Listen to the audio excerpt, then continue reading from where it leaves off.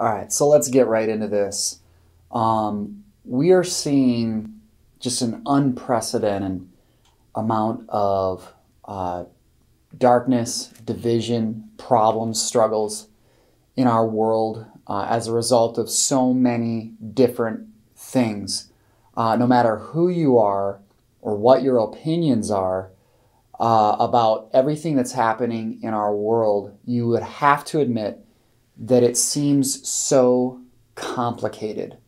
What could possibly be the answer for what we're supposed to do, where we're supposed to go, how are we supposed to fix the issues that we are having? And my hope is that just sharing this little tidbit of my thoughts as I've been trying to wrestle through all these different things that are happening, I want to bring some clarity, just some thoughts that I've had to figure out, some of the things that I've kind of come to realize and come to grips with in my own struggle towards what do I do? Because in the end, each of us is responsible for the choices that we make and the things that we do, and we can't control other people. The only person that we can control is ourselves. So I want to help us all to act with godly wisdom in the things that we choose to do, the things that we choose to say.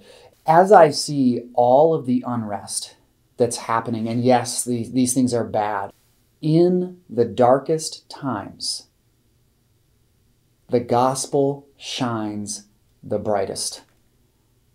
When things are the darkest they can be, the gospel will shine the brightest that it can be.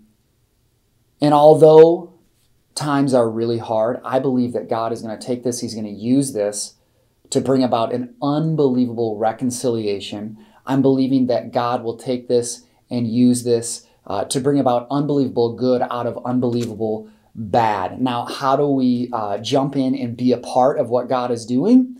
Well, I think the first step is to get out and listen with love. I want to read a passage that everybody knows, but that maybe not in this context when it comes to listening. It's 1 Corinthians 13, verses 4 through 7. Everybody's heard this at some wedding somewhere, but listen to this. If we get out and listen with love, well, what is love? Well, there's a lot of different definitions, but Paul gives all these characteristics of love in 1 Corinthians 13, 4. Listen to this. If you got out and listened with love, so love is patient, love is kind. It's not jealous or boastful or proud or rude. It does not demand its own way. It's not irritable. It keeps no record of being wronged. It does not rejoice about injustice, but rejoices whenever the truth wins out. Love never gives up, never loses faith, is always hopeful, and endures through every circumstance. If you call yourself a Christian, this is your opportunity to get out, shine bright, and allow God to use you in such a powerful way. And think about it. If we get out and we listen with those characteristics of love, everybody, I'm talking everybody who watches this video, if you are a part of Community Celebration Church, as a spiritual leader in your life, I'm urging you, get out and listen with love. Let God's word, His wisdom, His grace guide you. And let's see something amazing happen in our own lives, in our own hearts first, because that's where it starts, with you. And then let's watch God use us in such a powerful way to be healers, to be peacemakers, to be bridge builders,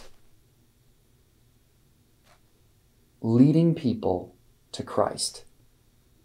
Let's do this together.